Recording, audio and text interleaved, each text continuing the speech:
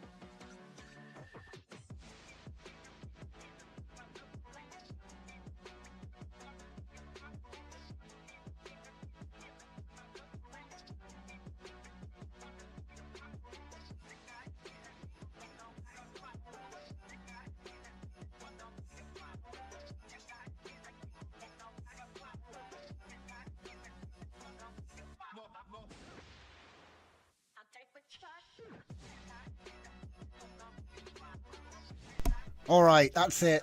We're coming out. We're coming out swinging. I tell you what. Oh my goodness me. Hello everybody. Welcome back. This is Scuffed Epoch. I'm Drift Johnson.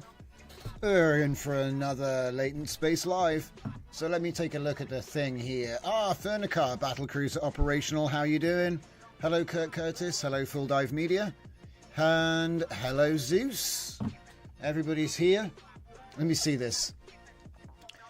He set his time machine to later, expecting a short delay. Precisely at the heat death of the universe, for later was a recursive function, calling itself infinitely, a Stack Overflow error. Now, where were we?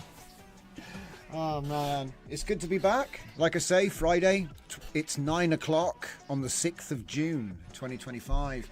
Don't forget, if you're watching live or if you're watching later, we have a Discord and you can join it. Links in the description. Let me just move this microphone. I'm going to come right in over your head. If you're wearing headphones, that might have sounded a little bit strange. Okay, we're back. What have I been doing? You won't even believe. I hope I'm coming through. I hope I'm not peeking on the microphone. But essentially, it was all worth it, guys. I just want to say that first. But the second thing I want to say tonight is I got some cool shit to show you. Oh! So yeah, like I said, I'm having a bit of a good time tonight. Like I say, it's Good Time Fridays, okay? We have trained some new models. So let's take a look at them. First things first, we got some new WAN T2V LoRa's. I've actually, I didn't upload the other one yet. Okay, well, we can talk about that. So, first things first, I put out a new LoRa today called DJZ Sparring FPV, which is literally, I used to train Wing Chun for about 8 years, and I never did my instructor's thing, you know. I got to the level and yeah, it was a great time. I had a great time. But the point is, there was a point where I put this, POV rig, I put a chest rig on with a GoPro, and then we just do sparring practice. And my mate was wearing a blue hoodie that day. And so the funny thing is, I've trained it, and I didn't describe the room, so I'm hoping that you'll be able to just put it anywhere you want, but it might be that I have to recaption the model, okay? But we've always talked about, can you do fast motion and stuff, and it's always been really difficult to do this sort of stuff. You know, POV hallway fight scene, it's very difficult. And so I thought this would be a really cool proof of concept to iterate on, a little bit like our Sharona and the inline skating one I just brought out. And, you know, a little bit like how we improved the racing model to make it a little bit better. The idea is to do the same thing with this one. So, like I say, this is a lot of fun. The actual trigger is sparring, and there is actually a 1 there. I don't know, I must have messed that up. It should be a 1. So yeah, sparring style is the trigger. Sparring style. And it says here, depicts a first-person view of close quarter combat. A man with a shaved head wearing a blue hoodie is attacking the camera. Arms can be seen blocking and counter-attacking with Chinese martial arts. The scene appears to be real-life found footage, this is like my little thing. This is my little way of making it my own. I love this. This has been a great thing for use with WAN. But yeah, like I said, this is actually really funny. Look at these videos. They're so good. And so we're going to try interpolating these a little bit. Okay. But this isn't the only thing we've got planned tonight. Okay. So yeah, a little bit of video. Now we're doing writers again, but I'm front loading the show with a bunch of comfy, as per usual. But the thing I want to show you tonight is the end of blogging. Because think about this for a second, okay? What is blogging? Blogging is where you go to a platform and you make a post. Or you get a WordPress and you, make a post, okay? But what if an AI could do the post for you? Well, we're already there. The AI can do the post for you. But what if the AI could make an entire website for you? What about that? What about that? So then what's the point in having a blogging thing? Because you get a new website every time. So say I want to write a blog about Shakespeare. Well, how about I make a mini site about Shakespeare? Which is better? You ask me. Which tell me, guys, in the chat, which is better? It takes the same amount of time. So think about it. The amount of time it takes to write a blog out, you could write an entire website. Now, I know, not everyone's a web designer, okay? But I just think that the content output bandwidth is so big now that services will accommodate the new abilities in time. So for now, you could create your own platform, right? So I'm all about create your own platform, make your own website. Your website is your portfolio, is your CV. You know what I mean? It's not just about selling merch. And that's a good point. We need to get back to that. Do you know I pay £25 a month for Shopify and I don't even expose the shop? You can buy a Scuffed Epoch hat. They've been on sale for 6 months, but I just never got round to telling anybody what the page is. Because the thing is, I did it as a demo, you know? I did it as a demo. But yeah, microsites. That's right, Kirk. You got it, mate. Microsites. Okay? And I'm going to show you the lowdown. Because we're doing it all with VS Code. VS Codage. And then later, we're going to carry on with our Sharona project, because we are doing some creative writing. So don't you worry. And in fact, you can all shout at me in the chat if I'm still doing comfy stuff in an hour's time or however long, all right? So, pick it up, pick it up. Do you know what? Can we do an on-site generation? Let's do an on-site generation. Let's do an on-site generation, and we'll do text to video, 14B, prompt goes here, right? And let's make it 16 to 9. And priority, don't care. CFG, don't care. 5 seconds, yes please. Let's change it to a man with a shaved head. And will it adult me for doing like a fighter? You know what I mean? Oh wait, Fernicar. Wait, are you saying you need no blog posts but an entire web full of blog posts? So each time we need domain and have space for each website. Okay, so yeah, if you have a domain, right? This is the thing, yeah?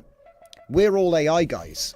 The AI will tell you how to set up your Ubuntu Apache server. It's the easiest thing in the world. And then he'll just spit out HTML code, because this is how it works, guys. Nobody tells you this. If you actually had your own web server with your own hosting, okay, not only can you can host unlimited websites on that server. There's no limit. If you have the domain name, you can make a new folder, and then the config file sets that is exposed to that domain name. That's how it works. It's actually just a config file, okay? It's easier than modding Minecraft. They never tell you this. They make out, oh, it's a big thing, because it is complicated. But let me just break it down for you. If you have a website and you have index.html in the root folder, that is what loads when people go to that. Kirk's got it. He's ahead of me. Subfolders. Exactly. You see me doing it all the time. scuffedepoch.com/captioneerv2 is just a folder called captioneerv2, and inside it there's an index.html. So if you go to the directory, it loads the mini site. Now, you tell me, in Windows, how many subfolders can you have? Infinite. So you've got infinite mini sites on a domain, and if you really are like, oh, this one's popular, you can just literally go and buy the domain for £5, point it to your server, and Bob's your uncle, one config change, and now you've got a dedicated site for that thing. That's what I do. That's what I've been doing for years. If I'm being real with you guys, let's just give you some insight. I used to sell 500 sites on one server to different customers. Okay? And no one would ever know, because the servers are so good. It would only be if someone was doing something like dodgy, like they were doing some illegal video streaming or something like that, then they'd get shut down for breaking terms of service. But anyway, so my point is subfolders. Kirk's got it. We can make all these mini sites. We can do whatever we want. The AI is just spitting out a site. It's like every post. Anyway, let's just give you the lowdown. I got a new quick way in, guys. 0. Let's go. Ah, that's right. We're going to be puppeteering all the computers now. And no using AI to record my keystrokes and figure out my PIN number, alright? It's not allowed. There is an AI that can do it as well. There we go. The lid's closed. Okay, so here we go. Full screen. So now, remember how I'm always like, oh, guys, I can't even see, I can't even show you my prompt because it's on a different computer. That is done. It's over. Okay. So as you can see right here, It might be a little bit hard to make it out because of the bloody picture-in-picture.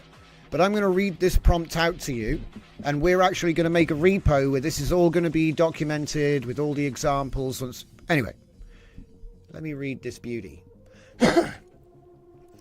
We can create a new website which will feature individual pages linked from an index.html to allow the viewing of many pages featuring a title, a description, a prompt example highlighted as a code snippet, and 2 side-by-side images, before on the left and after on the right. So every page is going to have that template format. The main index page will feature cards which link to each page. We will be showcasing prompts for the new AI image generation model Flux Context, which allows image editing with image and prompt inputs alone. We will first extract each prompt example into 2 files, Cheat Sheet 1 and Cheat Sheet 2. I recently wrote a Civit AI article, and I went around finding the best guides which had all of the most cool ideas for use with Flux Context, and then I've gone ahead and I've compiled them into these 2 MD documents. Okay, so there's a lot of prompts and examples in these. All right, and then so it's gonna, well, I'll read it out. Which list many examples of image editing scenarios with a description and a prompt example. The images will be added externally. That's our art team trick from last time. We will number each prompt and use this as the file name for the images, which are stored in the images subfolder. For example, where XX is the ID for the prompt scenario, ID xxa.png is before, and idxxb.png is after. So now we're coming up with a template file naming convention, so it can just write infinite pages for as many prompts as we can give it. Yeah. We can use placeholder 1024 by 1024 images in solid grey until we hand off this project to the art team. We will create the document promptid.md, which will list all the extracted prompts and assign the IDXX number, which is also used for the dedicated page for this prompt scenario, e.g. IDO1, IDO2, and so on until all the prompts have pages. All the pages will have the same HTML plus Tailwind CSS and CDN as separate HTML files. The index is the main entry point for the website, where a simple list of prompts is used to link to the other pages styled into cards. The separate pages are laid out as already explained. Generate the title, summarize the description, quote the prompt, and then use 2 placeholder images. Now that is not bad. But like I said, if you've been following my methodologies and you've been seeing, this is how you should naturally just write your prompts out. Yeah. Again, it was, what do I want to do? What is my intent? Yeah, it's all about that. Just communicate your intent with good context and then give it an instruction. Okay, same thing as before, just more detailed than usual, right? This cost me 82p. Or 82 cents, that's about 1 banana, depending on your local exchange rate. So yeah, like I said, what it's done is exactly what I just laid out. It's going to go through, do all the plan. You've seen it doing this sort of thing before. I don't need to go over it. It did ask me 4 questions. He said, design preference. Do you have any specific color scheme or branding guidelines for the website? I said, dark mode theme. Because I'm always telling it to make dark mode, so I thought just make dark mode out the gate. Yeah. Categorization. Would you like me to group prompts by difficulty or by use case? E-commerce. I said go basic, intermediate, advanced. Okay, because I'm not going to try and sort it into like, oh, you know, basic, intermediate, advanced. By complexity makes sense. Navigation. Should the individual prompt pages include category-based navigation or just sequential next previous? I went for category breadcrumbs.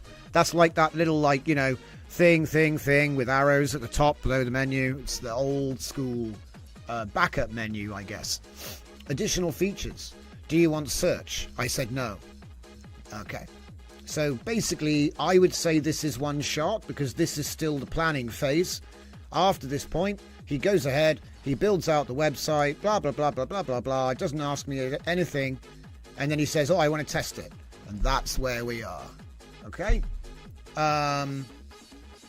Now, can I get there Yes, I can. That's not what I'm looking at. You go to all this effort, mate. You have no idea how much effort. And then I get scammed. Right, so anyway, let's open up this index. So here we go. This is the website that it made. I mean, do you know what I mean? Let's click on car color change. Learn the fundamentals of object color modification. So this is like the ultimate educational mini site just for the model that came out the other day. Do you understand how quick the turnaround on this is? I might have to, you know how I said courses are irrelevant because it takes too long to make them, and by the time you've done it, it's like irrelevant because something else came out? I might have to revise that statement if I'm the guy writing the course, because you could actually, the model could come out and then by the end of the day, your course is ready, but it's actually like accurate and up to date. You know what I mean? So it doesn't matter if the new model comes out in 2 weeks. You just tell everyone to take the new one, which you've already made. So actually, do you know what I mean? The capability that this has given us makes all of that more dynamic again, much faster. Yeah.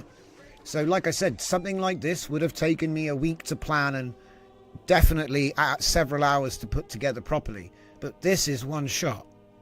And look, I remember we're going to hand off to the art team for the before and after. Okay, but you know, I'll show you that part. So here we go. Change the car color to vibrant metallic green. We'll have a car. It will be turned green. I have full confidence that this is going to be easy. This part, making the images, easy. All of this stuff, what template do I use? What colors? It's even got a nice little copy thing there. Look, sick. Why this prompt works? Because it has a clear action verb, change, followed by the target, the car, and a detailed description, vibrant, right? This is actually going to make people really good with flux context. And like I said, you see how I'm fired up. I'm fired up because now I'm sat here going, holy crap, it's actually doable. You could actually teach people stuff that only happened yesterday to today. You could do that. And so, like I said, this has got me kind of buzzing. You know, I'm buzzing for other reasons, guys, but I'm just saying this has got me kind of buzzing because, like, I'm a web designer. That was my first IT trade before I got into engineering and networking and stuff. I mean, like, actual Cisco networking, not like chat, even though, anyway. So this has got me going, basically. I'm like, wow. And look, next. I don't know how good this is. I don't know. Has it got IDEO 2? No, it's only got IDEO 1. That's okay. It's okay. Because we've got it all. So for first prompt. Oh, buddy. So this is awesome, right? I wonder if, what other, let me see. Did it make any other demos? Come on, don't scam me here. Here we go right now. Let me see. We got intermediate, we got number 9, and advanced is empty. So we've only got 2 demos. That's okay. So number 9, so that's the first one. So we got watermark removal. Whoa, remove all visible watermarks, includes any superimposed text, repeating patterns, or other overlay graphics that are not part of the original scene. Seamlessly reconstruct the underlying image details where watermarks were present. Ensure the final image is clean. Original textures, colors, and overall quality are perfectly preserved, and the image is free of any removal artifacts or smudging. Well, there you go. Love it. Like I said, because if you think about it, if you have a student who's got that, say you have a student and they have been given a $30 credit as part of the course, so the computer doesn't even need a GPU now. You can just do this anywhere, right? Hire a room with computers, company account, sell the course, students, fill the room, okay? They've got $30 of credit, you know. Set them tasks. They got to work through and hand in their result. Here's your certificate. Congratulations, you're now Flux trained. You see what I mean? That's like the overview here, and it all comes from something like this, something simple. So yeah, I'm super hyped about that. But anyway, all of this and more will come later. But for now, let me direct your attention to the cheat sheet. So this is the cheat sheet I'm going to add to this over time. This is the Flux Context cheat sheet over on Civit AI. That is article 15665. If you have a eidetic memory, it comes with a prompt example from the API nodes folder of my main workflows pack, right? And like I said, this is how we did this yesterday live on the show. So I bet all of you guys sitting there have already seen that. But if you're watching later, this is pretty cool. So we just made a chain of API nodes passing the image down the line. A cat. A cat is wearing a hat. The cat is red. The hat is red. The hat is on fire. Again. Again. So as you can see, this is super powerful, and I think that actually Flux Context is the man. I can't wait. The dev, like everything in one go, you know, it's everything in one place when you think about it. So I'm super excited for the dev. What the hell? Did I just dip out on you guys? Right. It looks like they don't like us talking about this right now. We better change the subject. Let's talk about sparring. Oh yeah, by the way, didn't we get an image? Did we get an image? Oh, we didn't generate it. Right, let's change it. Let's see how much we can change it. Yeah. So, sparring style, first person view, man with, okay, an afro. I'm going to say a man with an afro wearing a red jacket. Okay, we'll try something like that. And then let's go 3 to 2. Or even better, 9 to 16. And then change it again. And this time say white t-shirt. Okay, a bold man with okay, wait a minute. A thin, bold man wearing a t-shirt is attacking the camera. All right, cool. Send it. Now, I'm just doing these quickly because I worry that I'll ever get a result from this. But let's now do the scene appears right. I need to put a location in here. How about we put him somewhere else, like Burger King or a fast food restaurant? Okay. The scene. Wait a minute.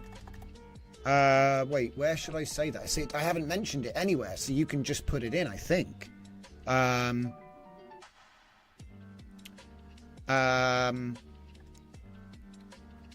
Okay. Location is a fast food restaurant with tables and chairs and food ad signs, food posters for burgers. All right. Let's see what people are saying. The OCD for not triggering. Ah, there you go, Fernicar, mate. I claimed my 100 buzz, mate. I'll be honest. I didn't even see it.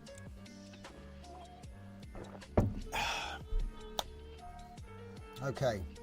What else could we do? We could do. Wait for the results.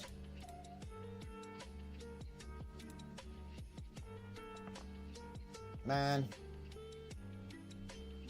I'm not sure if it's going to work, guys. Do you know what? I'm just going to use the prompts here. Where's the prompt gone? Hold up. Derp, derp, derp, derp. It's there. Got too many tabs again. What? Okay, there we go.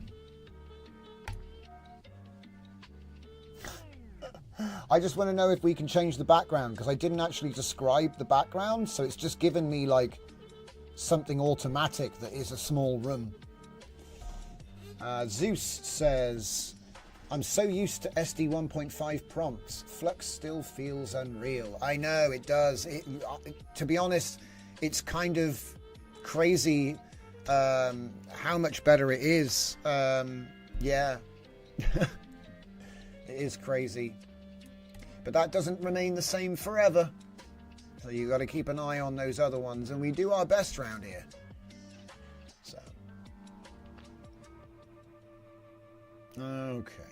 So we'll leave this guy running. Now let me see. Oh, I know what I can do. I can show you the outputs. Because obviously I've actually got another secret LoRa you guys don't even know about. So let's talk about that. We got something called Indoor Style, which is a new rollerblading LoRa trained on more of my archive footage. Can we... So the idea with this one was to train indoor skate park footage, because all of the stuff I had before was all outdoor. Okay, well, there was some indoor stuff, but it was like a mix. But I noticed that the LoRa wanted to be outside all the time. So I thought, well, let's get one that's only from inside a specific skate park, which is Newport in Wales. And every now and then it does kind of look a little bit like it, even though it's gone. Burned to the ground. He had a visit from Puff the Magic Dragon, let's say. Did not survive. There was a lot of wood. Wood burns real easy. But yeah, so like I say, we did this one. I haven't actually released this one yet. But like I said, I've got the stuff to do it, so we might do it in a minute. Let's have a look. Let's open this one up. And just get the rest of them in there. There we go. So, as usual, effect trained better than style, as in terms of its accuracy to what it was trained on. Look at that, it almost even learned how to grind. Did you see that? Look, it's trying to make them grind, but it doesn't really know what the hell it is. Every now and again, you'll look, when they get close to the edge, they'll start to like, they'll do, like it learned that people go up to the edge and then kind of stay there a bit and then come down. Do you know what I mean? It's interesting to see what it learned, is what I'm saying. Because the video that this is actually trained on is like, it's super low quality for a start, but it's also real fast. So it's like, actually impressive that it even learned what you're seeing now. This is like one of my experiments, I guess. See, we're kind of lucky, right? It used to be that an experiment like this would take all day, and it took me 5 minutes to set this up, and then I went to bed. Because we've got my segmenter combined with my caption route basically means it's 2 batch files, and then you zip it up and train it. So it's like, and I'm actually thinking about making it easier than that, because I've been looking at things lately, right? For the longest time, we've been trying to build our own stuff from scratch, like Comfy, you know? So we have our own model stack, we have our own Python interface, and we're basically building like diffusers-based standalone apps, right? To generate images and video, yeah? And that's all cool, right? But you need to have your own local hardware, and that requires a lot of fandangling, okay? And every now and then things change and you have to recode the whole thing. So it's very much development, sort of hobbyist thing.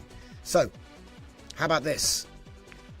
Because this is what's changed I've kind of changed my opinion. I used to be like, oh, local. The thing is, the latest models are so big. Did you see Hunyan Custom? 80 gigabyte? So if I'd bought that 5090, it wouldn't have mattered. I still wouldn't be running it, yeah? So I'm thinking, okay, how about this for a new approach, right? We build our apps with Replicate API built inside of it. And then you just have you just have a key. You have a key with a Replicate. And then you just use whichever. So again, you didn't need to buy the GPU. When that GPU gets replaced by the next one, it doesn't matter. You just keep using your Replicate API. That's their problem. You see what I mean? So it's like, and it's actually cheaper than I thought it would be. Okay, like training really big LoRa's, like LoRa's that you couldn't train on Civic because there's too many images, for example. Yeah, it's actually cheaper than you think it might be, and the reason people don't do it is because it's a pain to set up. And so that's what got me thinking, guys. Maybe we can come at this with a bit of Claude, and we can like expose additional parameters. Yes.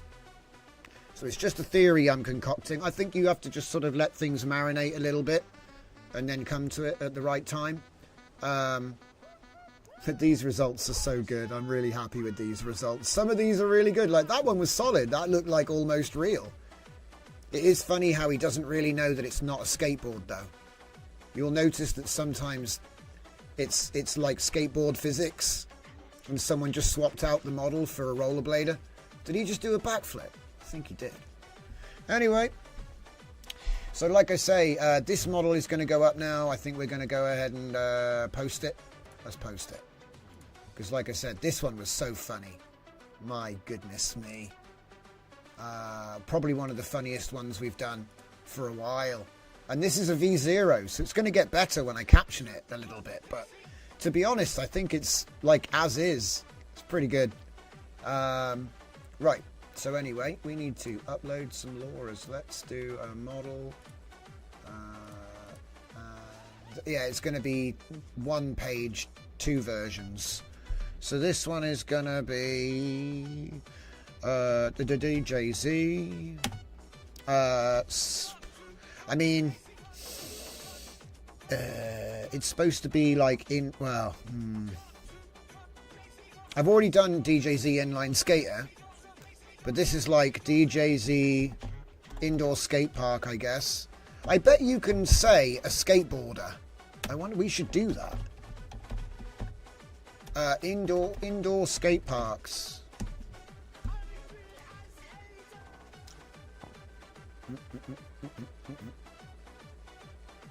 Why can't I? I'm blind. Yeah, it is actually. It's not a style, but there's no category for effect. DJZ skate park effect. And obviously this is a WAN T2V. What does it do? TBA. That's what it does. To be announced. I'm announcing it now. No. No, no, no. A little code there. Alright. So it's going to be 0 style and 0 effect. Did I just say effect already? Yeah, I did. I said effect. Ah, it's fine. It's both. It's both. It's both. The main one will be the effect. So if I do the first one, it'll order correctly. So there we go. T2B. Oh, what's the trigger?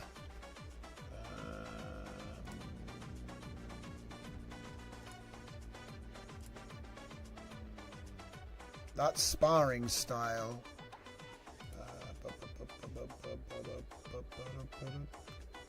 What is the trigger? I've forgotten. I think it's actually like VKV or KVK or something along those lines. I think I'll put it through without a tag for now and then add it when I find out what it is. Yes, we'll do that. Oh, there we go. Okay. Zeus says, I'm still used to SD 1.5 prompt. Yeah, do you know what? The funny thing is, going back to that, the 1.5 prompt was tags, right? And now it's like talking to a person. And then nobody notices. It's like a frog in a pot. Everything changed slow, and now it's completely different. And like it takes a minute to go, oh wow, it's actually completely different now, you know? So let's see. Upload the files. He wants the actual, you know, the models. So we have a special way in there. Ah, did I forget to bring my special key again? I got another special key for my custom keyboard. I think it's an Addiction Brewing. That's 2 now. Danger. I looked at it and I was like, hang on a minute. You get a custom keyboard, it's like 5 to 10 quid depending on a custom key you want that's cool and whatnot. So if you have like a 6x2, that's like 120 in keys. They're quite valuable, man, these custom keyboards. I had no idea. Anyway. Right. So let me see. I've got my thing open, so we're going to go into LoRa's, and we're going to get that style LoRa. So it's going to be in WAN. No, not that one. It's in the testing. Do you know what? I need to move a bunch of these out of testing, actually. Because a lot of these are solid. And I'm lazy. Where is it? WAN. VKV effect. That's the one. It's that one there. Okay. VKV effect. No. There we go. Did you hear that the director of John Wick is going to direct a reboot of The Highlander, and it's going to star Henry Cavill, and they're filming in September. So yeah, that sounds like something I can't wait to see.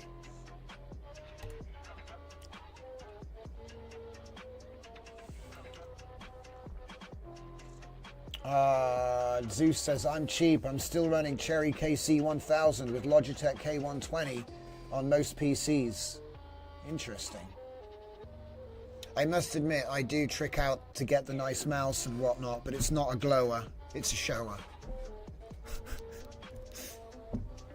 I like those wireless trackballs. So much precision. Not enough time. Alright, so let's get our thing. This would be effect, and we're uploading styles. So let's get the styles. And like I said, no cherry picking. This is like straight out of the mill. Because I like to show people what they're likely to actually get if they just use the prompt, right? Like what it was trained on. But I know, look at him, he's going sideways, guys. He's on a skateboard, but it's funny. But you can kind of drag your feet like that. So, have we got them all yet? Sometimes these get flagged for nudity as well, because the tagger is quite fun. Looks like we're clean so far. Got a couple more left.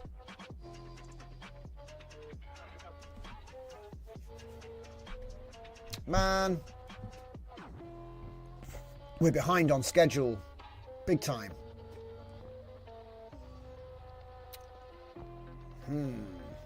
Okay, I think that's most of them uploaded.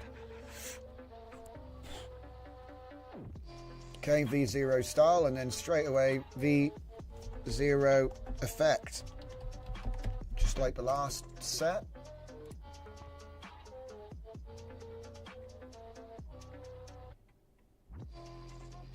There you go. List's getting longer. Oh, I don't believe you. Yeah, see? Gaslighting.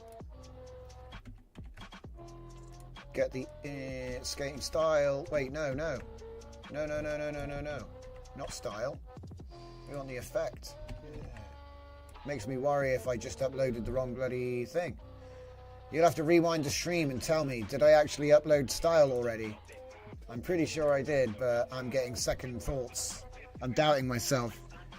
Because my short-term memory is actually the worst. That's why I write everything down. My long-term memory is really good, but for some reason it's just like I got like a black hole. But I just write everything down. And then I forget to read the notes. Find the notes like a week later. Oh yeah, that was really important. No, I'm not that bad, guys. I'm just making fun of myself. All right. But sometimes it does feel like that. No, I'm just keeping it going. All right, so here we go. We're going to chuck this guy in there, and then this one's done. Trackball were a thing in my previous workplace. They were set up on production line, super heavy duty, and made out of Bakelite or stainless steel. Hell yeah, that's what I'm talking about. That ain't gonna break. And if it does, it's not £5 on eBay to replace. But I tell you what, precision, because the thing is, you need precision. You need precision. All right. Are we going to wait for all these to tag? Yeah, they're all tagged. I believe in you. There we go. Can publish that version as well. And then what we'll do is we'll give him the full prompts, which we have somewhere. Maybe. Do I click create? And it's still here? No. Video of sparring style. Ah, that's not it. Did we make it in our own thing? No. So where did I get the prompt from? Gadzooks, man. I bet it's actually on my other computer. Right. No more boundaries. Not boundaries. No more roadblocks.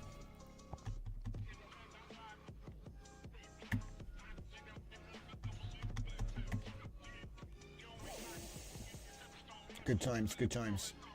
I reckon we can just about slice this. That's what I like. Welcome to the Black Void. Okay, so let's see. Risk it for a biscuit. I think...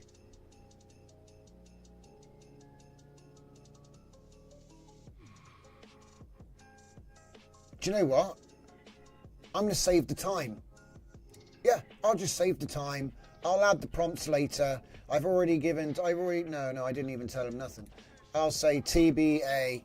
Yeah, good luck, mate. Wait, what was the name of the file, though? Hang on. What was the name of the file? Because Did I already kill it? No. It was called VKV. Right. That's all they need. We figured it out. We did it. It's VKV. VKV style. Yes. I knew it was something like that. You can go back and check. I think I said KVK when I was trying to remember off the top of my head. I had it backwards. See, I should have known. I should have just made it backwards. And I should have known. I'm remembering it backwards again. VKV style. So then, it's not the full prompt, but, because it's a waste of time me copying text files on the live show. I can do it when I get home after the show and update it. I'll put a nice little thing here, be like, oh, we used we didn't do that yet, but we're going to use Captioneer V2 to do all this. But I got more important things I got to get done. So my stuff waits. My reward is doing this sort of stuff when I finish the work, you know what I mean? So it happens when it happens. But like I said, please enjoy. Did we get that video in the end? Let's have a look. Yeah, buddy. This Laura's going to be amazing. Look at this guy. He's really unhappy about the prices. Okay, we're going to save this. He's like the Tasmanian devil of McDonald's. Right, I'm going to open this up and we're going to get our WAN companion out. You know it. You've been here before. The WAN companion. That's not coming up with much.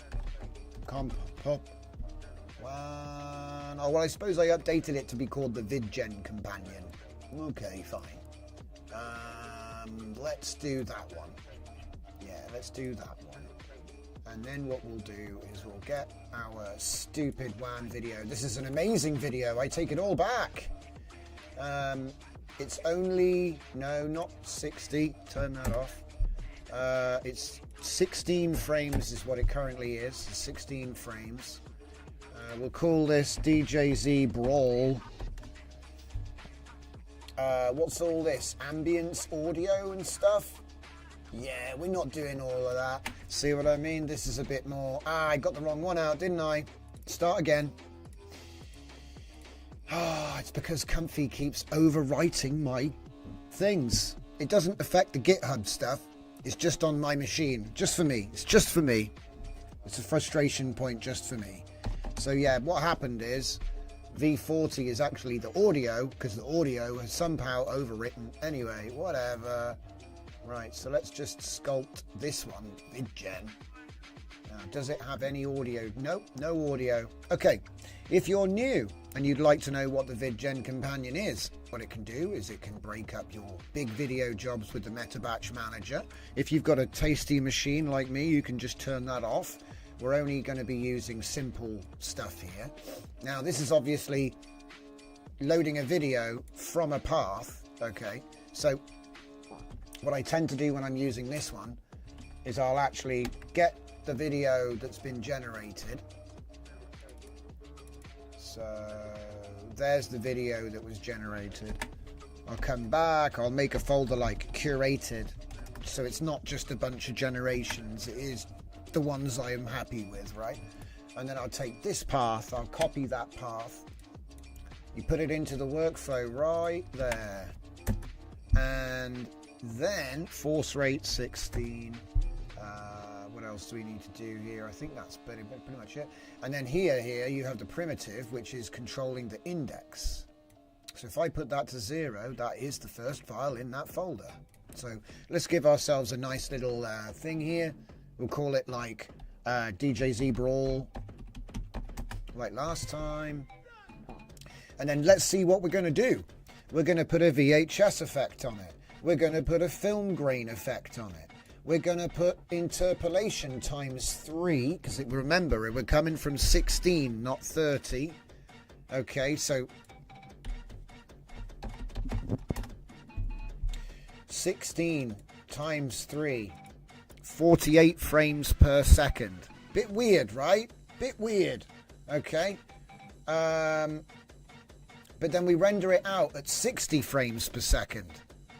Okay, so say we had 5 seconds of footage, render it out at 60 frames per second, you get an even 4. It's like magic. Did you see what we just did there? That was a mathematical magic trick for anyone who was paying attention. Rewind it to see it again.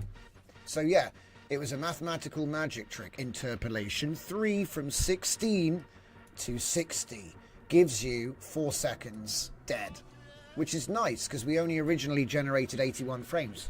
Anyway, we then do our video interlaced upscaler V2, which is using advanced bicubic Bobo. Now, let me just take a look at Bobo for a second here. Do I even like that? It does look pretty legit. It's just the color palette is spiking. I wonder what's doing that. I'll put it on bilinear weave for a minute just to double check it. Temporal radius is seeking frames ahead and behind as well. So the upscaler is aware of other frames in the sequence. It's one of the little tricks we do. So there's going to be, I reckon it's something in the VHS effect, guys. I might switch to cathode ray instead. I don't know.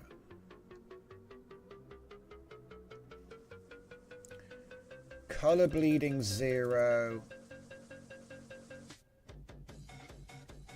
I think I've got a select here.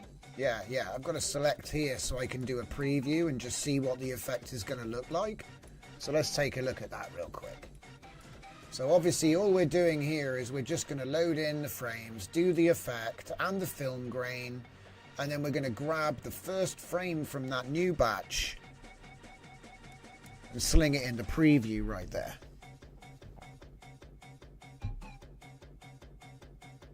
I got 6 minutes. We're doing good. Everything's like back to back these days. Oh, okay, so the VHS noise is maybe a little bit too strong there. I don't know. I mean, that's a 32 by... Yeah, it's too much. It's too much. It's too much. So maybe we put the color bleeding at 1. Wait a minute.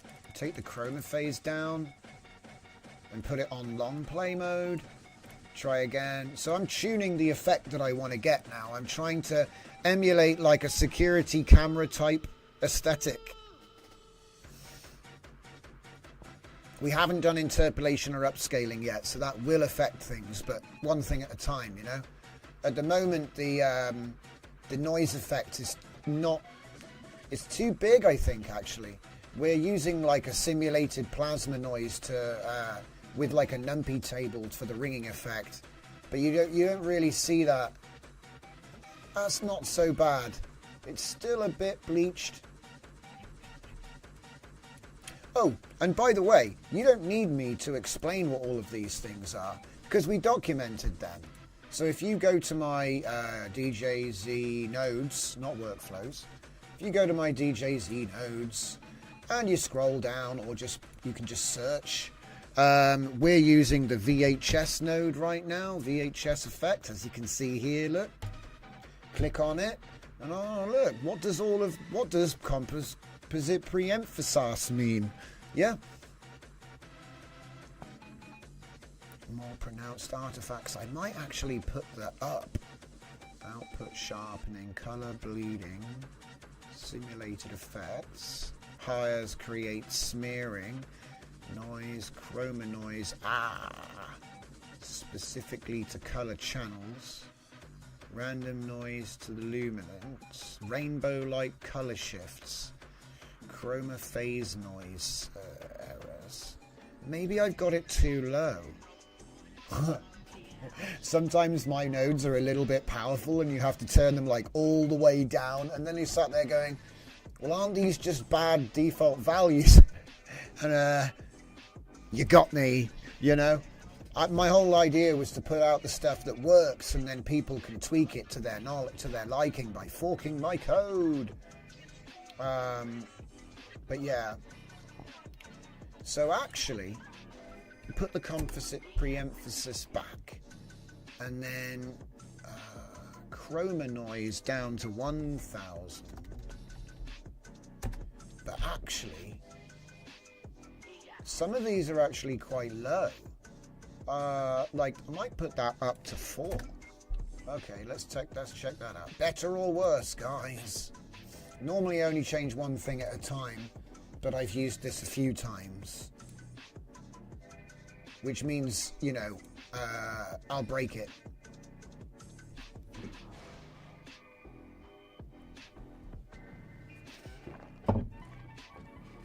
Because the thing is, I'm like, I don't believe there's a wrong way to do it. Yeah, that's way better. That is way better. Look at that. It actually looks like a zoom in on a freeze frame of like crappy CCTV. We've got silly lines coming out. Yeah. All right. Okay. I'm happy. This is that's half the battle, everybody. So we have 81 frames in this particular video. So you can see a typical output from my Drift LoRa. It's a bit of a rolling footage, you know. Okay. Let's give it a blast. See how it comes out. Now, the nice thing about a video-to-video process, when it's set up like this, you can pretty much just come along with any sized video usually. I mean, I do think, because like I said, if you see here, we've got the image size driving the upscaler aspect ratio variables. That's the only thing that really matters. So it should flip on its own, you know. So it's like less hassle to do it like this. It can still run out of memory just with this, but then you don't have any models loaded. You see what I mean? You have your full capability available to do just post effects. And if you have my DJZ nodes installed and you type effect, you're going to get a lot of my stuff. There's obviously loads of people use the word effect. I'm not saying I own it. I'm just saying you're going to find a lot of my effects in here. It's probably the quickest way to find most of them. Some of them don't actually have the word effect in the name, so there's even more there. Oh, what? We break it? Tut tut. It ran out of memory, guys. See? We broke it in the first hour, right on time. That's great. We do like breaking comfy around here. So should we try it again? Got to do it again. If I go to the output folder, it will have the correct thing there. So let's just get rid of that. Hit my magical keyboard again. In we go. DJZ Brawl. So even though it crashed, look at that. That's been upscaled and interpolated to 60 FPS. And it's had the VHS put through. That's actually really good. Considering that came out of 121 with Jajuff. Do you know what I mean? It looks like Bold and Bankrupt having a rave, actually, to coin a YouTuber. But there you go. It's like having a little dance. So anyway, like I say, yeah, I'm going to leave the video generator on, if I can find it. Where's it gone? Have I been scammed again? Hang on. Caption here. Flux here. Oh no, that's something else we need to talk about. Right, I'm going to introduce it now while I have the chance. Okay? Because I'm basically just going to leave it making a bunch of sparring stuff because that was fun. But we're going to move on to the next segment of the show. However, I do want to have honourable mention. This is epic stuff. And I wish he'd put his label in here so I could tell you the name of the workflow pack. Come on, custom nodes. He actually came and shared them. Hang on. Let me just show you. I can pull it across. Comfy nodes. GitHub Hugging Face. Here. Chatterbox. I need to check that out as well. There's so much cool stuff. You guys are the best. Okay, let me see this. Yeah, here it is. Yeah. Right. So, this is coming from Control-Alt-Art, linked it, and then I went and spoke to the guy. And he's a cool guy. He was a really cool guy. I had a little chat, spoke about the shader noise stuff, because it was sort of I felt like it was tangentially related to our art grid stuff, even though ours is a very primitive technique. It's a novel but primitive technique, whereas this is he's getting into it. He's writing his own noise K-samplers with shaders. And this got my attention, as you can see here, right? Look at this. What the heck is this? Make it bigger. Ah, useless. It's not his fault. Make it bigger. Look at this. What's all this about? Look at this. What is all this? This is everything that we were trying to do with all of our weird noise generation and Python image generate, but he's done it with shaders, and then he's built it straight into a K-sampler. Isn't that clever? You see how it's ideas, you can do a proof of concept with an idea, but to take it to this level, because I've never written a K-sampler, and this guy obviously knows what he's doing, so fair play to, and it's AE Motion Studio. If you guys remember, he did that cool Christmas animation repo for Comfy UI. So he's not, I like this guy. He's got a strong art flair in his work. Yeah. So I might actually look into that. We almost made one of these, me and Redial. I might look at that later. So Comfy UI enhanced. There we go. The Christmas theme. Everybody, you must remember this, because we were having fun with this. I never streamed it, but I always thought that this was a cool idea. There's multiple themes as well. It's not just Christmas lights. I think he gave you the ability to make your own, which is dangerous when I find out about stuff like that, because I want to go in and make a scuffed mod, make a scuffed theme. I don't know what we do though. What would we do? Make everything bananas, because I don't know. Right. So again, cheat sheet. Don't forget. This cat won't forget.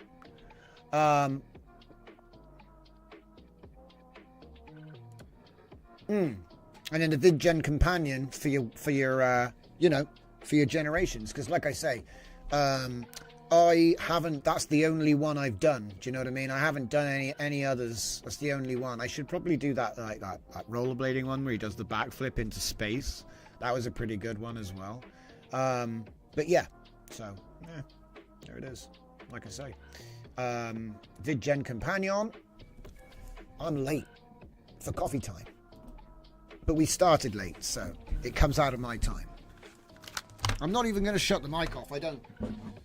It's just something to do. In the middle, stretch my legs. Make some coffee.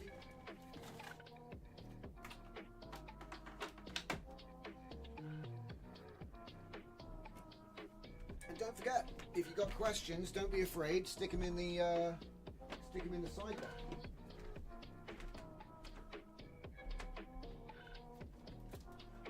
Oh yeah, and please like the stream.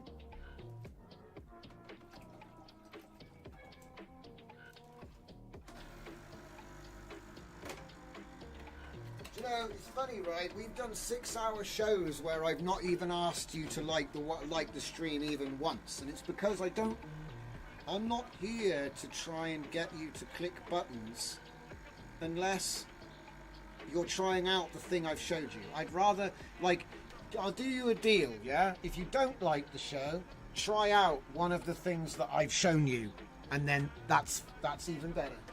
That's even better. If you just did one thing that we covered in one of the shows, the like is not, that's less important. Yeah. I want to try and show you how easy some of this stuff is.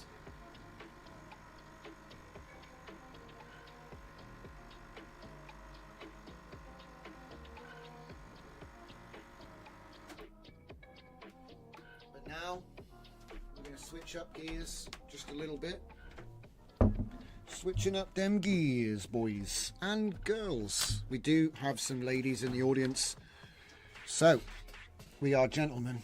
Now, I'm back. Hello, hello, hello. Let's get you back on the thing. Extra hours yesterday, yeah, every now and then. Because do you know what the deal was yesterday, before we just get back into it? The reason we did the longer show yesterday is because we were going to do a start to finish, and if the start to finish takes 2.5 hours, it takes 2.5 hours. The show doesn't have a set length, okay? Like I generally, it's like the shortest I think has been 1.5 hours, and the longest has been like 7 hours. So but you raise a good point there, Fernicar. The reason was because Writers Club, exactly. I we needed to put the time, and so we wrote the whole book. We did the whole thing from having our last book to having our new book. We did it, yeah? So today we're going to be looking at the Unified Narrative Operator. That's UNO, which used to actually be running in reverse and was comically named UNO Reverse. But since then we have an agent version that doesn't run in reverse. It's enough to write the story backwards. We don't have to do everything backwards, okay? Even though I will say, in AI, if you do things backwards, you tend to have a better result than if you do them forwards. It just generally is a good rule. It's funny. She's like, what the hell are you talking about, Johnson? I'll be like, okay, how many times have you put an image into a describe to get the prompt to then prompt the image? That's a reverse technique. You inverted the image into a prompt and then ran the prompt to make a new image. You see, that's inversion right there. You don't even know you're doing it when you know what I mean? I didn't even know I was doing it for years, and then I realized, hang on, all of these vision modules, that's what they do. They invert the image back into your generation with various different techniques. So it's very cool stuff, but let's get back into it. What we're going to be doing is we're going to be in our old friend VS Code, and we're going to be taking a look at that website thing, which I was super hyped about earlier. So I am very excited to take a good look at that one. So let's just clear the decks. And we are back. Welcome, welcome everybody. So this is the part of the show where we take a look at a little bit of vibe coding. We do that before the writers segment. This shouldn't take long. I've already got it working. So sit back, relax, get yourself a drink to hand. And yeah, let's get into it. So then, we're going to open a folder. We're going to do it in our tools folder or your project folder, whatever it happens to be. And this one is going to be the context. How come I've just lost the ability to spell? Context tut. Yeah. Context tut. I'm going to go in. Do you know what? I might buy another server. I've been thinking about it for a while. Like getting another server. So I don't have to keep breaking my main server every time I want to do some like experimental AI nonsense. So I might get another server, guys. We'll see. I don't do VPNs, see? So if I get a server, it's like a year contract. So I want to like figure out what's the best option there. But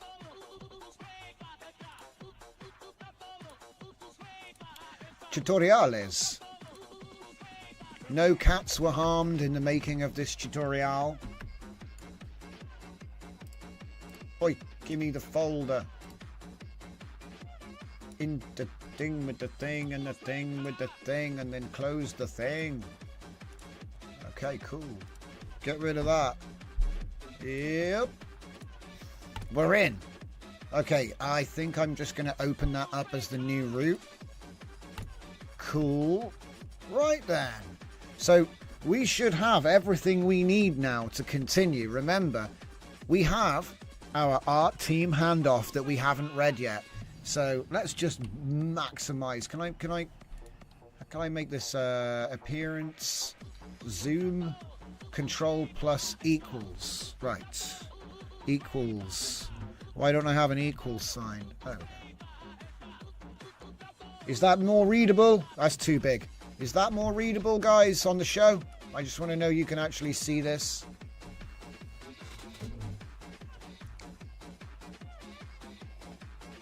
I'm guessing it is. So you can let me know if it's not big enough. No trolling, lol. So this document serves as the complete handoff guide for the art team to create the final images for the Flux Context Prompt Showcase website. The website demonstrates 25 different image editing scenarios. There's going to be more than that, by the way. The website demonstrates Flux Context organized into basic, intermediate, and advanced. So we've already looked at some of them. Image requirements, because remember, this is for the art team, so they have to replace the placeholder assets, right? So as you can see, it's all planned out. We need 25 images, and here it is. Yeah. So what it will do is it'll be an additional prompt before this: make a car, and then change the car to, and then you have that's it, done. It's easy. It's literally like 2 prompts. There's 50 prompts here. So let's just work this out. Price it up. So 50 prompts is what's going to be required. Let's say you have to generate every single one of them twice. You will not, okay? So we can double it, right? We'll double it for errors, but to give a margin for error, you know what I'm saying? But to be honest, it's one shot, guys. So yeah, we're going to do 50 times 0.06. So it's going to cost $3. And then the development cost of this so far has been 82 cents or 86 cents. So plus 86 cents. So the cost of the mini site was, you know, less than a Big Mac. Do you know what I mean? For less than one Big Mac. You won't even get the meal for this. You might get the burger. Maybe. I think they're actually $4.50 now. I'm not sure. I mean, if you want it in bananas, it's like about a bunch. It's just over a bunch of bananas. And I don't eat bananas, guys.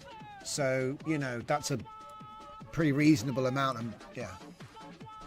And as you can see, we've got all these things to do, right? Now, obviously, I'm the art team. So it's kind of funny, you know what I mean? But this is what we're going to do, right? We're going to make sure that this is actually complete, because if you notice, intermediate ID09, I don't think, did this one actually load? No, it did load. So that one doesn't load. It's actually created all the images for every page, okay? But the pages are missing. That's not great. but we do have the prompt ID list. So the first task has generated everything that we need. And have you noticed something interesting about what Sonnet's done here? He's actually referenced the file like we do. You know how in the narrative buckets we reference files inside files, and he can go recursive depth and read them? See? It's trained to do it. Just like we do it. Look, this is narrative spittoon, guys. But it's MD format rather than text. So look, source, file, dash, short description. Okay? So isn't it funny?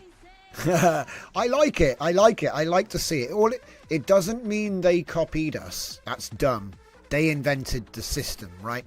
But what it means is that we're on the right path. If they're doing stuff that we do, which no one told us to do, you know what I mean? It's doing it by itself, right? So it was trained to do it the way we're doing it, which is perfect because we want to be aligned with what the AI tries to do to get the maximum quality in the output. It's really that simple. It's all about alignment, you know? It's like if I try to ask you a question and you don't really know what I'm on about, you're going to give me a bunch of nonsense back. But if we're vibing and we're both on the level and we both are having, you know what I mean? That's when you get that synergy. And so what we're trying to do is find alignment with the model, and then we will optimize our outputs just from that. And like I said, I know I'm like riffing here, but the point is it's doing what we do in our project instructions. It's trained to do it. So it's nice every now and then. It's nice to see confirmation that we're doing it the right way, you know. He also wrote a PowerShell.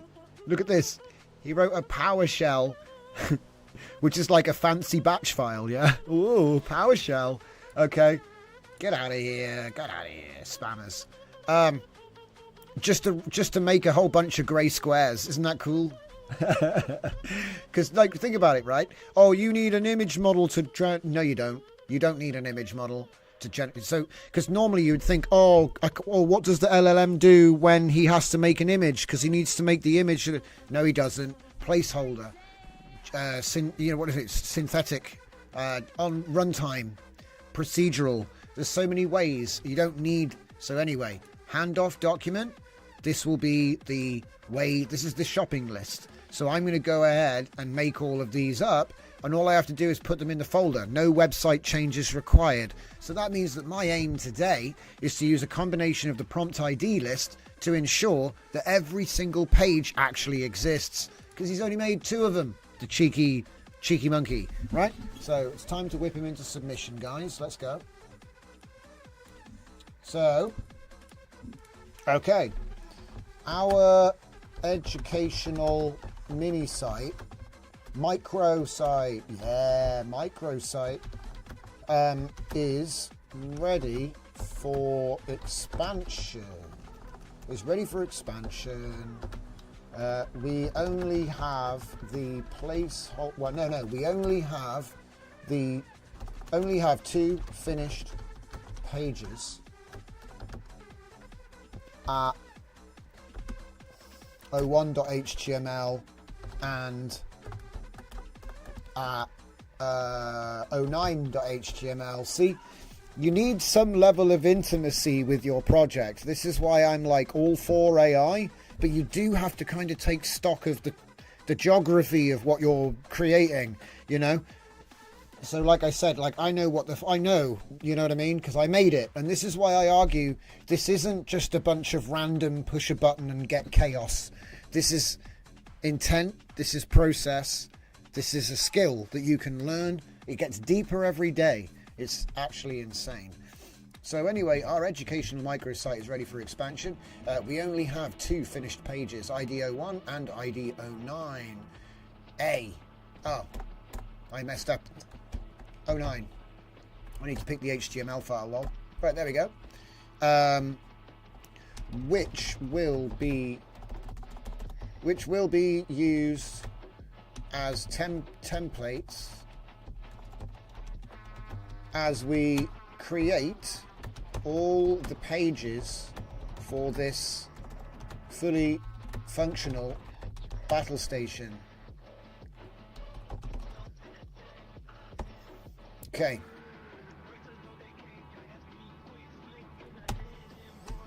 We can use at MD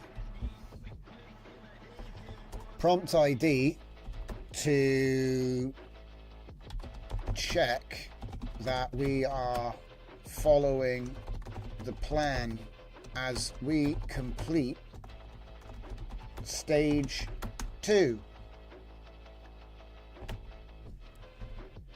Yeah. Let's see if he can figure it out from just that. I like to do as little as possible when we're working with them like this. Why is this?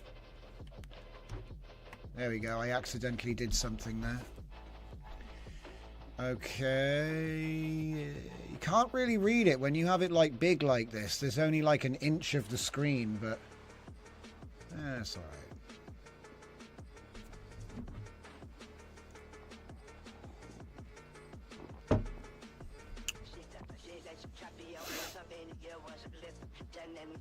Look at him go.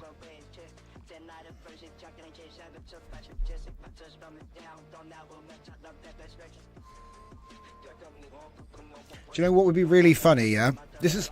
I want to take an aside here real quick, okay? Because this is kind of important. Alright. Riddle me this.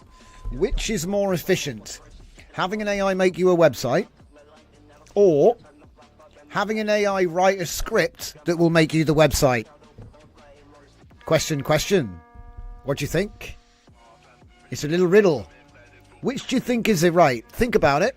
Which do you think it is? Do we make a website? Yeah, make a website from scratch with HTML and CSS and all that good stuff? Or do we write a script that makes our entire website in one go without any tokens? So in other words, you spend the tokens on creating a website factory, which you then use to make the website. Oh dear.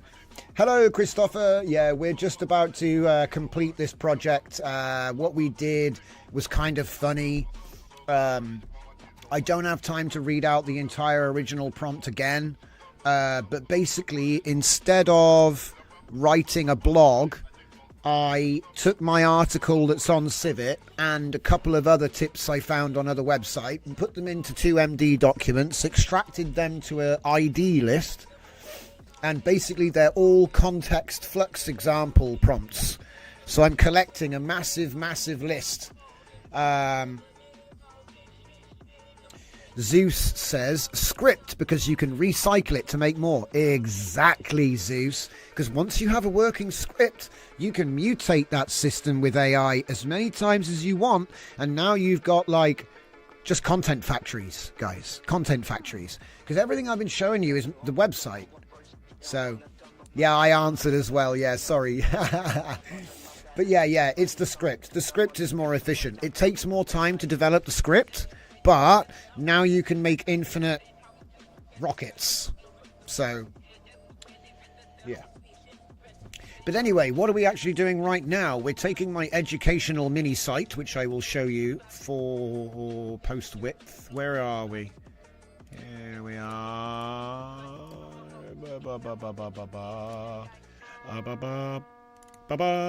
Here it is. Look at this beauty. So instead of me trying to write a blog which has got loads of examples, or instead of a 20-step tweet thread, or, you know, an article on Civit even would be too small. There's not enough, do you know what I mean? There's not enough room. You can't do it in an article. You'd be scrolling down for an hour. So this is the beginnings of pop-up coursework. Yeah. So as you can see here, every single thing is an exercise which tells you a different way to use this new model.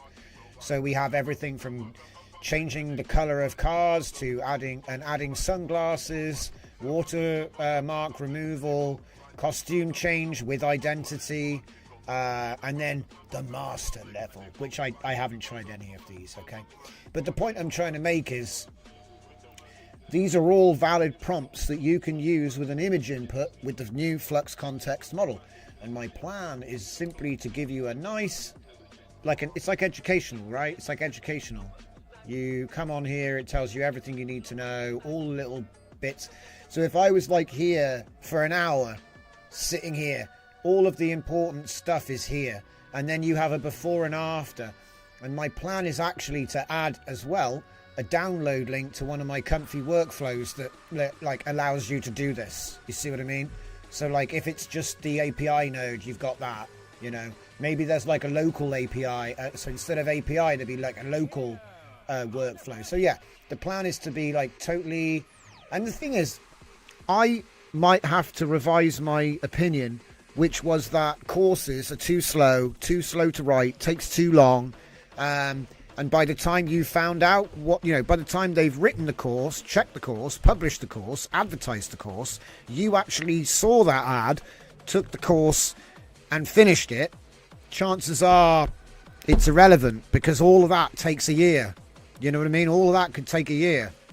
So, using the power of LLMs and deep research, what we can do is we can write our own guides and then put them into this educational format.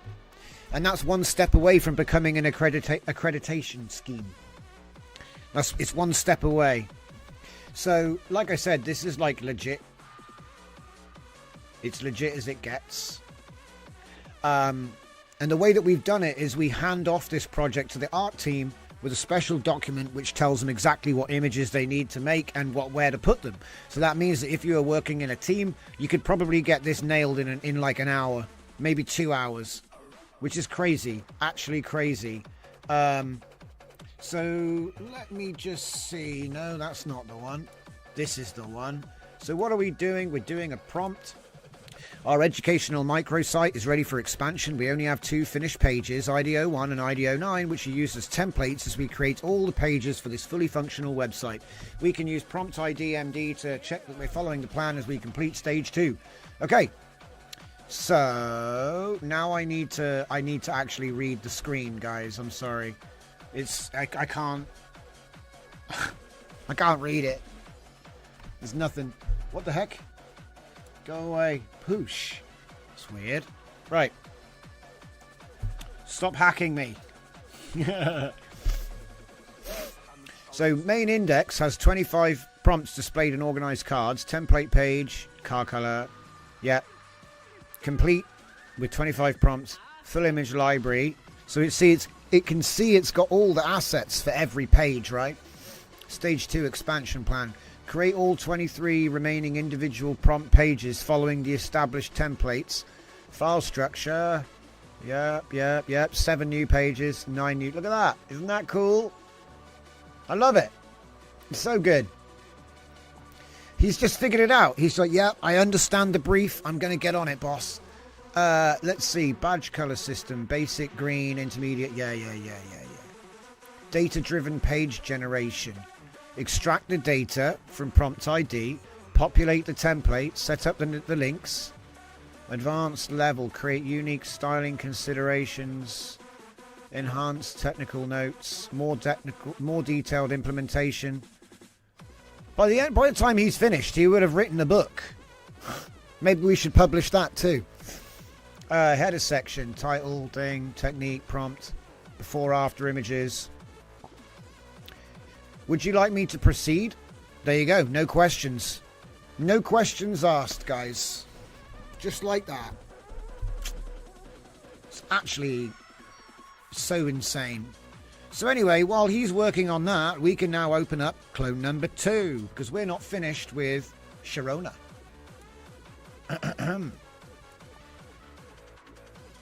Bit confusing, I know, but you know... So we've written Sharona here. Okay, let's just switch that around there. So now we've got all the pages. We've got all the files.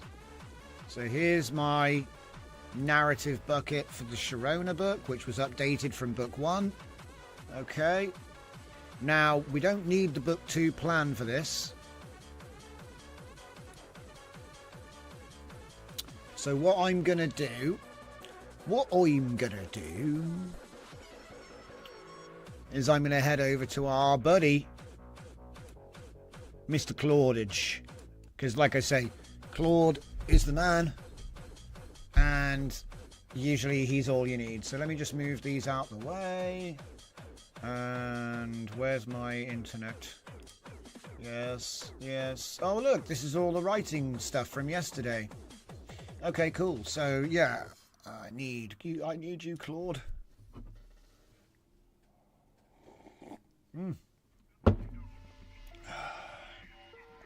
How can I help you today? Well, what I need you to do, Mr. Claude, is make me a special project. So, because I have the Pro, yeah, you can do this in Klein, but I want to show you how I do it because I have the chat sub. And you can probably set this up with ChatGPT or Gemini if they have project support. That means artifacts. You can do the same thing in Olama. So you can do it with local open web UI. Yeah? And using like Qwen 3 distilled. Okay. All that being said, you're going to go to the project section. You're going to create a new project. And for this one, it's going to be called Sharona Book 2. And what we're going to add inside Sharona Book 2, the project instructions is going to be the Uno Unified Narrative Operator. So if we just go GitHub and get me my Mushroom Fleet, please. And then we need to go, no, actually it's in Overview. It's in here.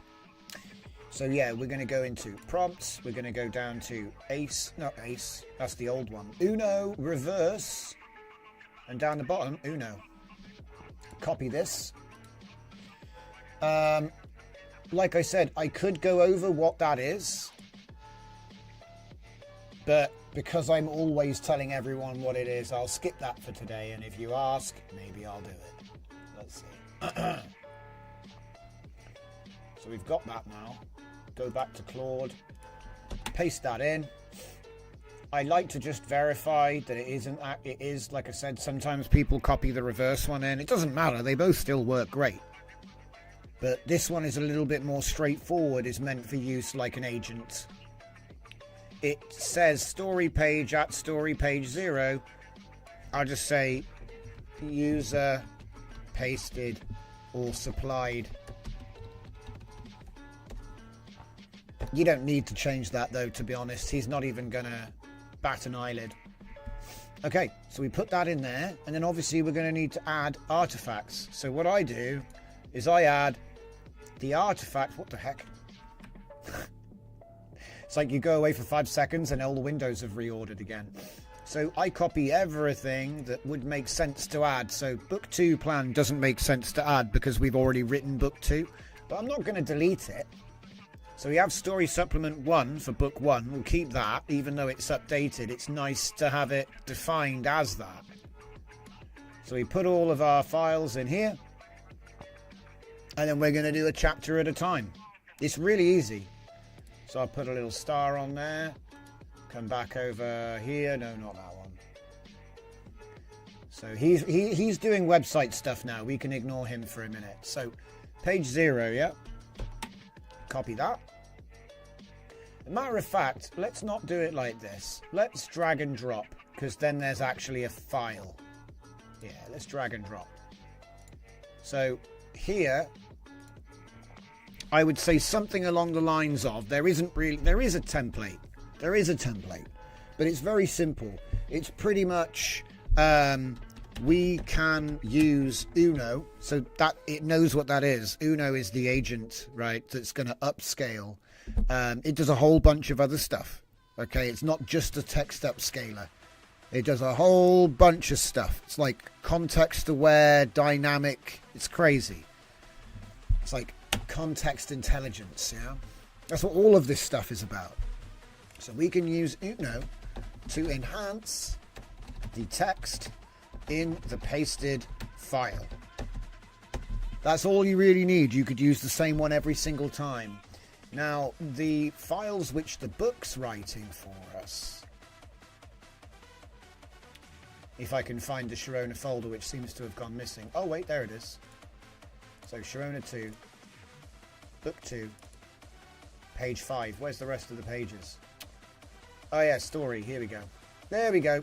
It's in the story folder. So I'm going to drag page 0 in. And I'm going to make sure that we have the extended thinking. We do not need the web search for this, because it might do something crazy. We are doing fiction. Obviously, if you're writing non-fiction, you want to have that web search on, because he's going to automatically go and search up historical blogs or scientific blogs or whatever else it is that, you know.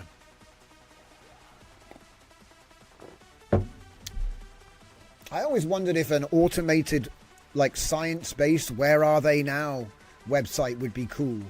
Like, if you imagine that there's scientific discoveries every day and they make the headlines, but no one ever looks them up 5 years later to find out if they were proven, disproven, you know? And so I thought it would be interesting if you had a website that could publish its own articles and would search for a topic every day and then publish its own articles. So that's literally fully automated media publication. You see what I mean? And then you can tailor it to be like, oh, this guy really likes the Miami Dolphins. Now it's like only sports content. You see what I'm saying?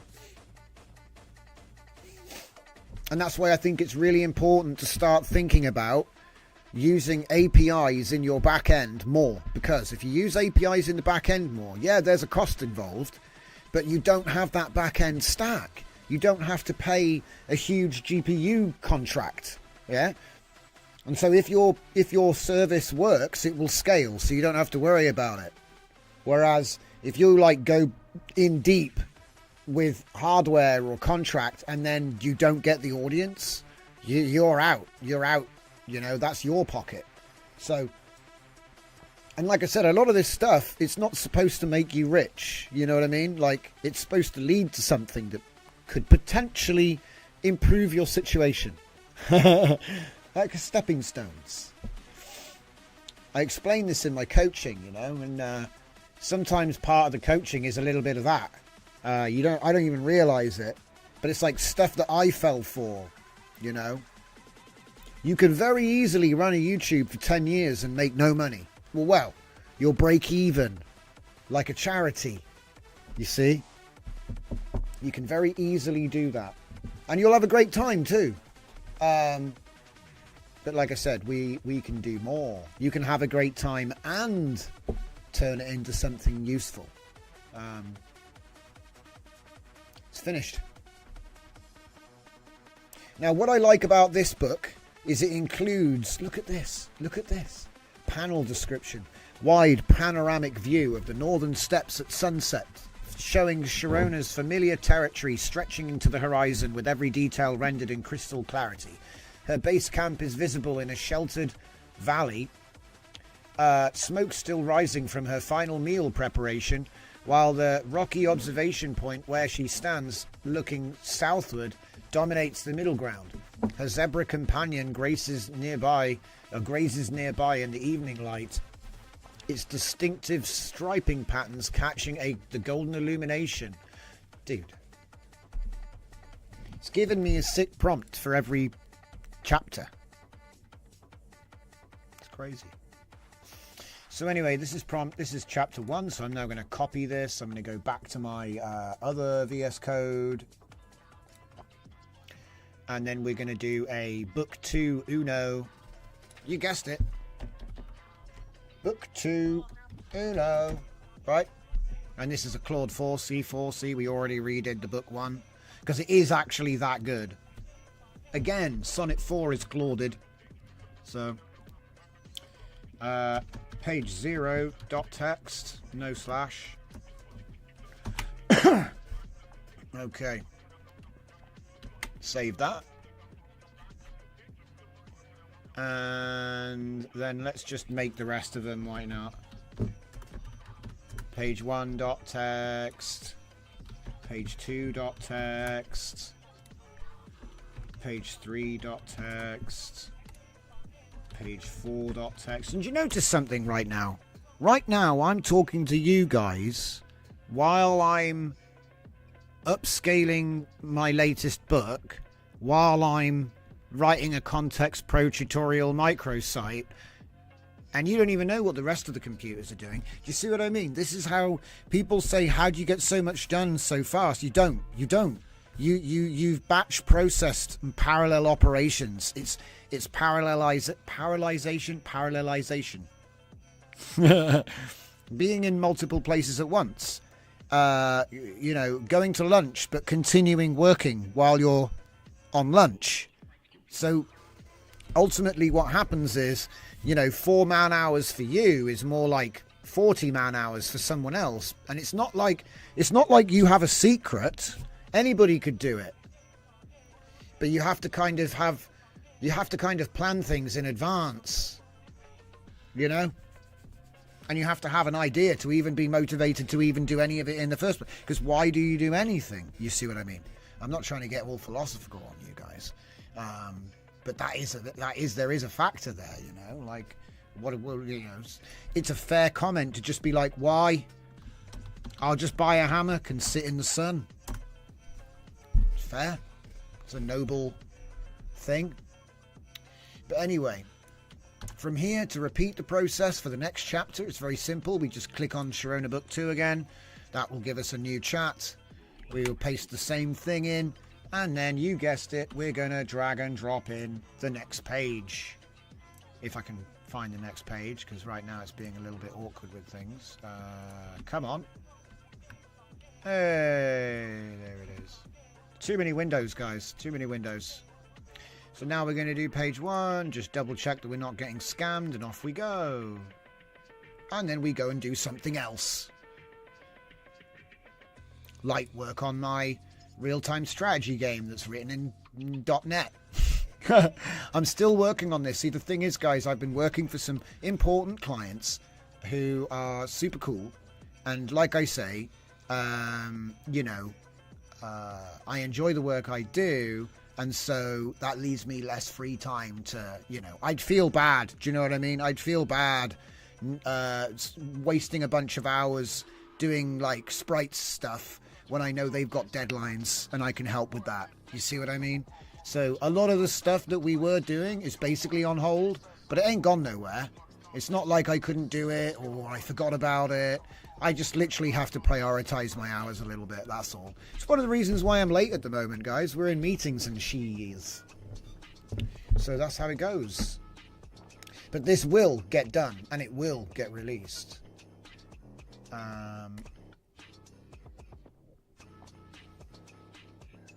Oh yeah, by the way, the version that I'm going to release of the websites thing is going to be the original version, the context tutorial, right?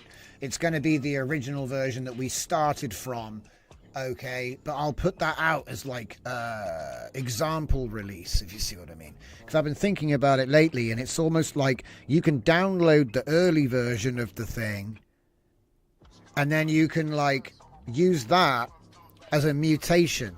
Because by the time I've added all my pages, it's harder to mutate because there's so much signal noise.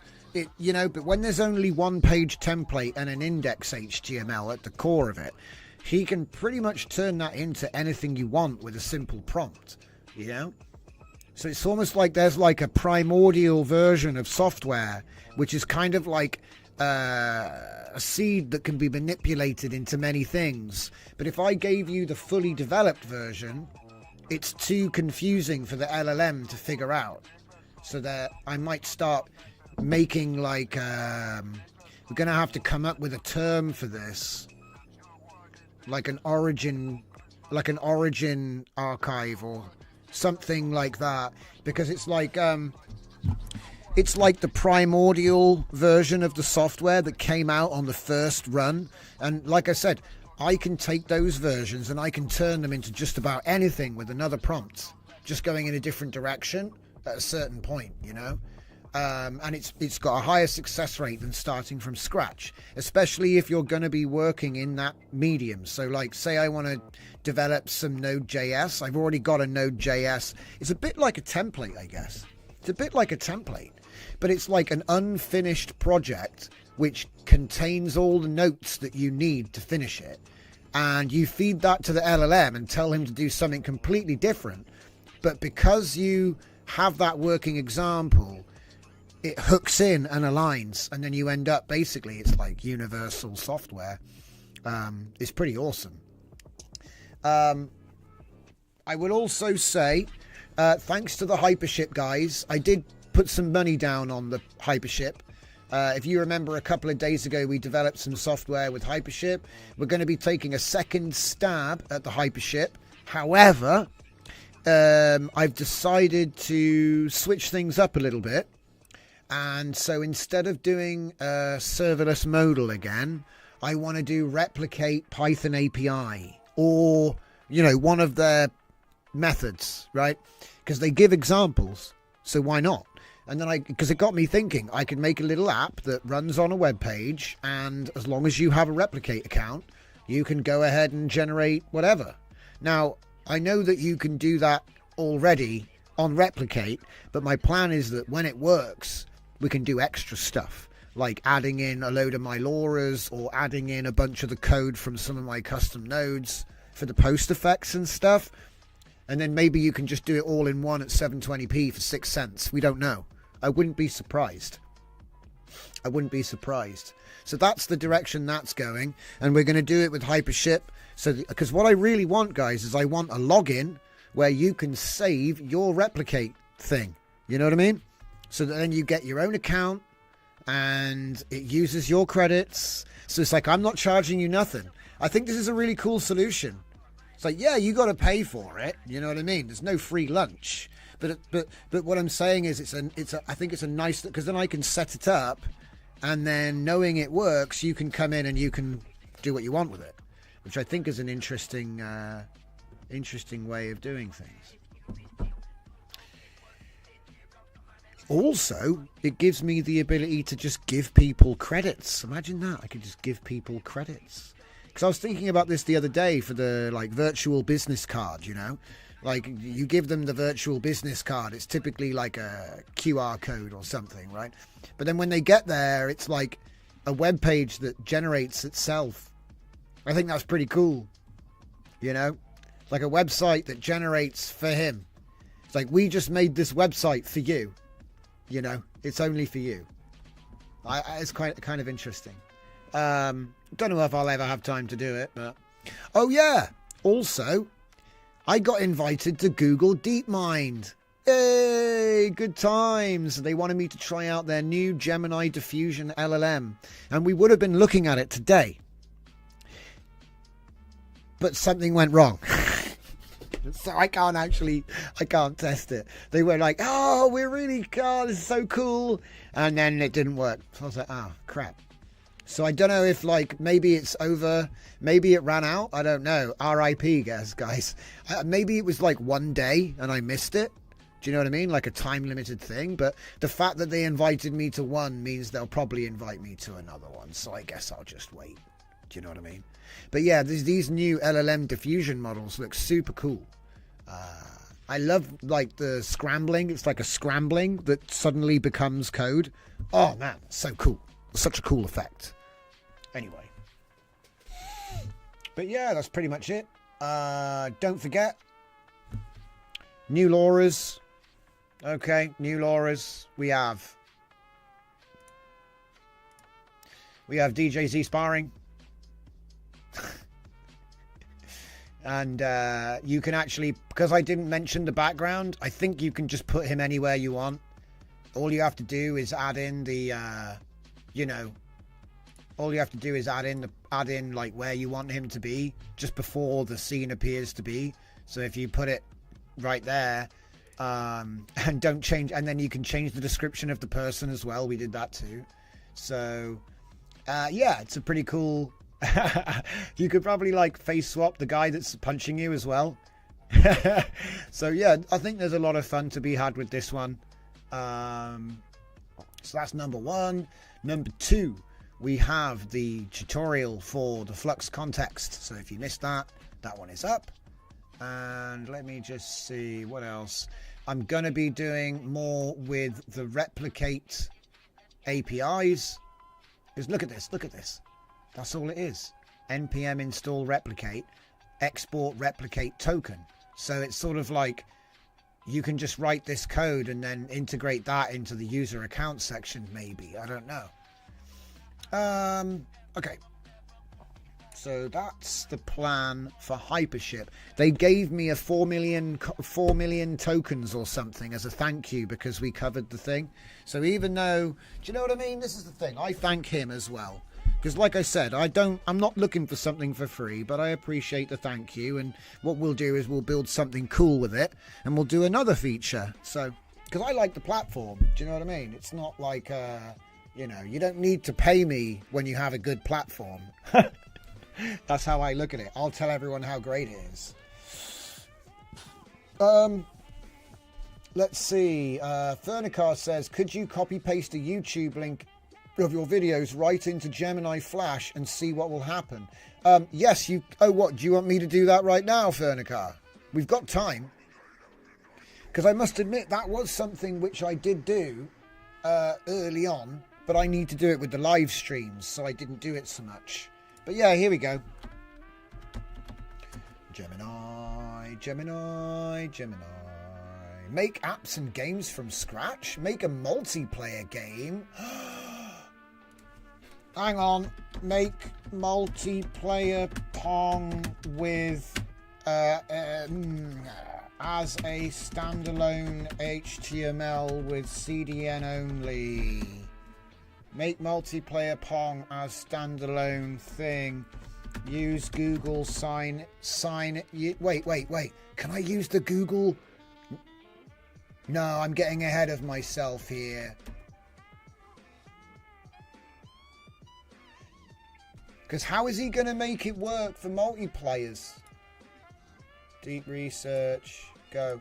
Alright, I know you wanted me to do something else, but I got sidetracked immediately. Let's just duplicate this tab. Gemini 2.5 Pro. Let's go for Flash. And then you said you wanted to see one of my videos as the subject here. What the heck's going on? I just clicked on the thing and it's gone. Come back here. Come back here. Okay. What we need to do is grab a video link. YouTube's being slow. Okay, so how about we grab my... No, that's actually so short. Are you kidding me? It was 2 minutes and 46 seconds. I thought it was longer than that. What the hell? Okay, let's do the official image to video is here. I remember it. That was a good one. Just put the link in. Dun, dun, dun, dun, dun. Yeah, this one's only like 3 minutes long. It's 4 minutes long. It's the live streams that are long.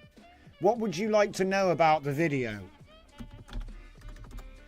I should... Hang on. Can we reply with an image? Thanos. Everything. Caption. Caption meme. Come on. There he is. Right. Save that. Cool. Gemini. Come on, we need to talk to you with the power of friendship. Stop screwing me over. Where's the file at? What is... Look, what is this? What is this? It's just glitching out. No, I'm not happy now. Where's this stupid thing gone? I just saved the thing. What happened? Let me guess. It's some stupid file that you can't actually save. It's not real. No, it's a JPEG. Oh, great. It's testing it. It's saving it in my LoRa folder, which is... Okay. It's always in the last 5 minutes of the show. It gets squirrely and sends me on a wild goose chase. So, yeah, save it there. You sausage. Right? And now I want to do my funny thing for fun. Funny thing for fun. Funny. I'm going to respond with an image. We only talk... you can't figure it out. He can't figure it out, guys. He can't read it. I'm going to do it again. I'm going to try again.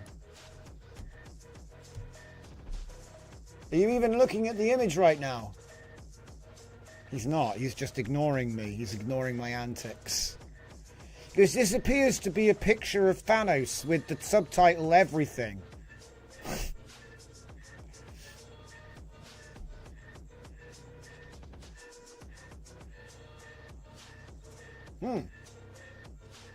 Some movements might appear excited. Oh, yeah. We were talking about Hunyan Video ITV. Have Gemini watch the entire video. Try now.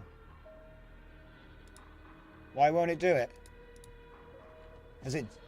Did it work and you just can't tell that it worked? I'm guessing it worked and you just can't tell. Put your hands in the air. Till you just don't care. No, I don't know. What else did it do? Did it make me a game? Yeah, go make me a game. Make me $1 billion. Right. That was fun. Like I say, you never know what they're going to cook up next. I mean, personally, if I'm being real, I use, at the moment, the thing I recommend the most, and this is what everyone's using, by the way, you know it, is Opus Clip. It's basically the price of a Midjourney subscription, and it allows you to do unlimited, well, not unlimited, extremely limited AI shorts and various other bits and pieces. I've used it recently because the newer ones are in 9:16, and as you can see, look at the job it did. Isn't that amazing? He automatically cut the video so that I am in the bottom and the actual thing I'm showing off is in the top. So he's turned the wide into vertical like this, and I'm like, clever boy. It's a simple fix, but what it's done is it's used a face targeting, you know what I mean? It's sensed that there's a face, it's centered that, center crop the face in the bottom portion, and then use the area, the other area of focus to do the top part. And I think this one is the live stream 150. Okay. And we're actually going to do another one. I'm actually going to top this up tonight. And I'm going to have him do 160, I think, which was yesterday. Because we had a really good lead-in. The lead-in yesterday was good. There was a lot of cool information in there that I want to repackage, shall we say. Yeah. But you can actually have this set up to just auto post to your YouTube as well. You can like give it permission, but I don't do that. I do download them and then check them and then upload them. But they're all on a scheduling, so that's just the way it goes. So yeah, that pretty much covers it all. Looks like our website is done. Stage 2 of the educational site has been completed. I've created all 25 showcase pages following established templates. Website now features complete page structure. All the pages are in. All right, let's take a look then, shall we? That's what he says. He's claiming he's done it.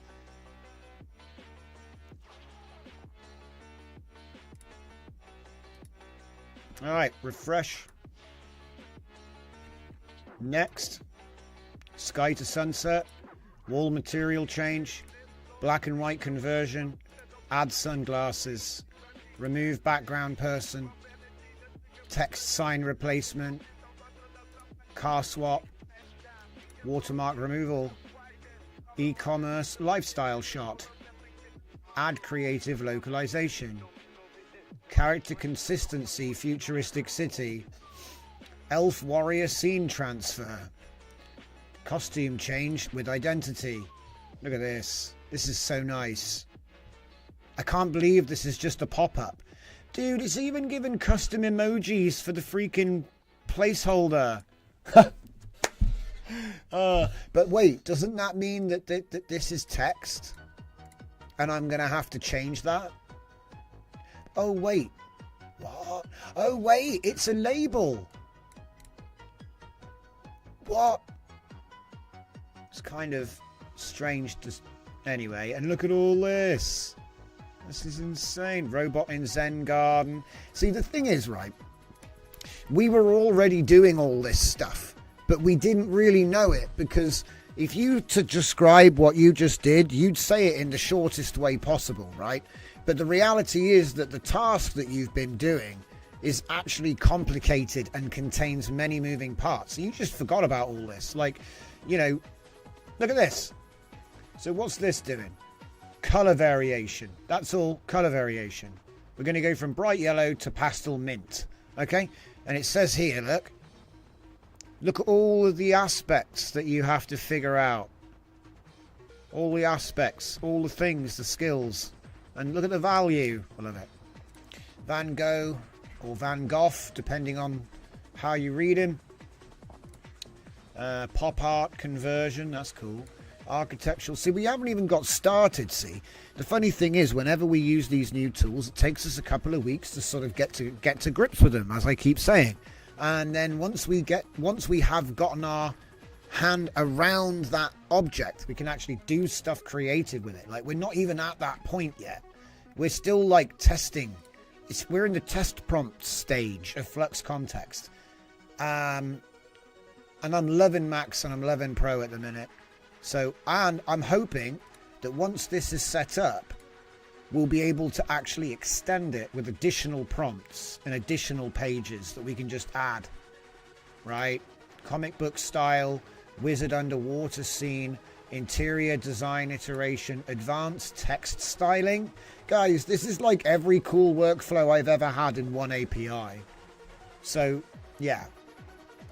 Mountain transfer. What? What do you mean mountain? We can move mountains now? Oh, it's just make this mountain snowy. But it doesn't move. And the same person is in the same exact pose. See? It's getting tricky now, guys. And here's the best thing as well. All the stuff that we're forging now and testing and proving will work with the dev weights when we finally are allowed to download them.